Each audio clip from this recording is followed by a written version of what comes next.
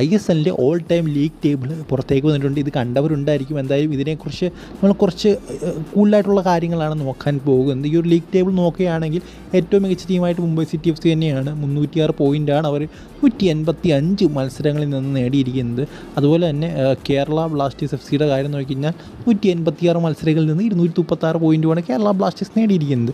എന്തായാലും ഇതിൽ മുംബൈ സിറ്റിയാണ് ടോപ്പ് ടീം എന്ന് പറയുന്നത്. ഒരുപക്ഷെ ATK FCയും മോഹൻ ബഗാനൂടെ കമ്പയർ ചെയ്തായിരുന്നെങ്കിൽ ഉറപ്പായിട്ടും മുംബൈ സിറ്റി FCയുടെ മണ്ടയ്ക്ക് പോയേനെ. സോ അതുകൊണ്ട് തന്നെ ഏറ്റവും മികച്ച ടീം മുംബൈ സിറ്റി FCയും അതുപോലെ മോഹൻ ബഗാൻ സൂപ്പർ ജയൻസുമാണ്. ഒരു പാർട്ടീഷൻ നടന്നില്ലായിരുന്നു. പിന്നെ FC ഗോവ 298 പോയിൻ്റ് അവരുടെ ഗോൾ ഡിഫറൻസാണ് നിങ്ങൾ നോക്കുക. +85 ആണ് FC ഗോവയുടെ ഗോൾ ഡിഫറൻസ് എന്നൊക്കെ പറയുന്നത്. ഒരു അൺബിലീവബിൾ ഗോൾ ഡിഫറൻസാണ്.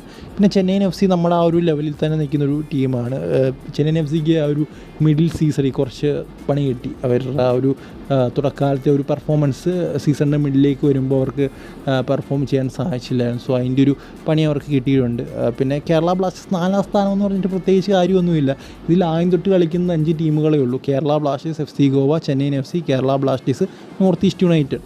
ബാക്കിയുള്ള ടീമുകളൊക്കെ 2 ടീമുകളായിട്ട് അല്ലെങ്കിൽ സെപ്പറേറ്റായി, അതും അല്ലെങ്കിൽ പുതിയതായിട്ട് വന്ന ടീമുകൾ, ഇടയ്ക്ക് വെച്ച് വന്ന ടീമുകൾ, ആ ഒരു രീതിയിലൊക്കെയാണ്. പിന്നെ ക്ലബ്ബല്ല നമ്മുടെ ISL വിട്ടുപോയ ടീമുകൾ.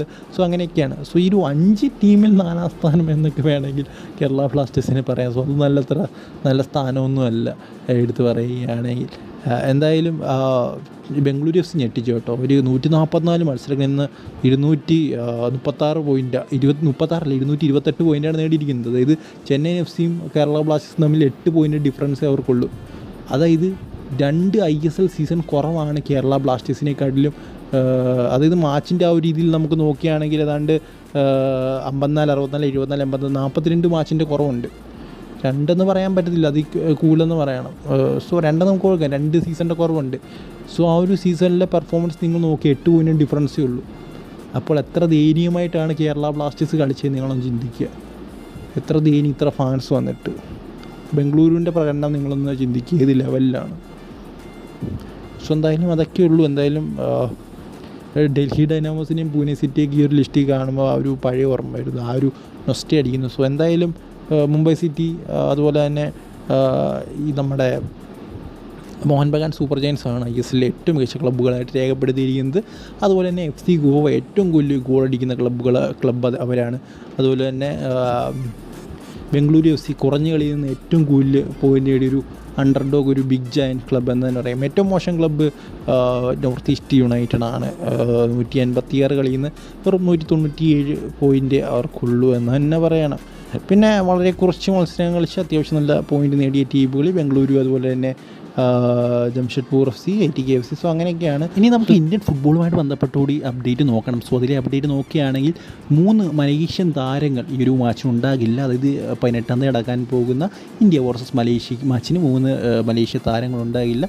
ആ ഒരു താരങ്ങൾ ഏതൊക്കെയാണെന്ന് നോക്കി കഴിഞ്ഞാൽ മാത്യു ഡേവിസ്, ഫെറോസ് ബെഹ്റുദ്ദീൻ, ആരിഫ് ഐമൻ ഹനാപ്പി എന്ന് പറയുന്ന 3 താരങ്ങളാണ് ഈ ഒരു മാച്ചിന് ഉണ്ടാകാത്ത. അതിനുള്ള കാരണം എന്ന് പറയുന്നത് ഇവർ 3 പേരും കളിക്കുന്നത് ജോഹാർ ഡാറുൽ ടസീം എന്ന് പറയുന്ന JDT എന്ന് പറയുന്ന ഒരു ക്ലബ്ബിന് വേണ്ടിയാണ്. ആ ഒരു ക്ലബ്ബ് മലേഷ്യ കപ്പ് നവംബർ 20 കളിക്കാൻ പോവുകയാണ്. സോ ആ ഒരു കപ്പിൽ ഇവർ 3 പേരും പങ്കെടുക്കണമെങ്കിൽ ഇവർ ഈ ഒരു 18ാം തീയതിയിലത്തെ മാച്ച് കഴിഞ്ഞ് തിരിച്ച് അവിടേക്ക് ചെല്ലുമ്പോഴത്തേന് സമയം ഒത്തിരിയാകും.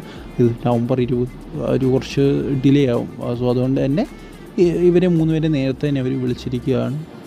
എന്തായാലും ഇവർ 3 പേരും വളരെ പ്രധാനപ്പെട്ട താരങ്ങളാണ്. ആ ഒരു ക്ലബിൻ്റെയും അതുപോലെ മലേഷ്യയുടെയും വളരെ പ്രധാനപ്പെട്ട താരങ്ങളാണ്. ഇവർ 3 പേരും ഉണ്ടാകില്ല. സോ അത് എനിക്കത്ര ഇതായിട്ട് തോന്നില്ല, നല്ലൊരു കാര്യമായിട്ട് തോന്നുന്നില്ല. ചിലപ്പോൾ കുറച്ച് താരങ്ങൾക്ക് പരിക്ക് അവർ കളിക്കില്ല എന്ന് പറഞ്ഞാൽ അത് നമുക്ക് ആശ്വാസമാണ്. ബട്ട് ഇന്ത്യൻ ടീമിൻ്റെ ഒരു പെർസ്പെക്റ്റീവിൽ അവർ എത്ര നല്ല ഒപ്പോണൻസുമായിട്ട് കളിക്കുന്നു എന്നുള്ളത് വളരെയധികം ഇമ്പോർട്ടൻ്റ് ആയിട്ടുള്ളൊരു കാര്യമാണ്.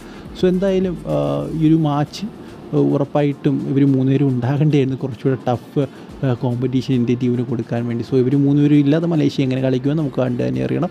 സോ ഈ വീഡിയോ ഇത്രയും ഇഷ്ടപ്പെടുത്തിയില്ലെങ്കിൽ അടുത്ത വീഡിയോയിൽ കാണുന്നവർ ഗുഡ് ബൈ.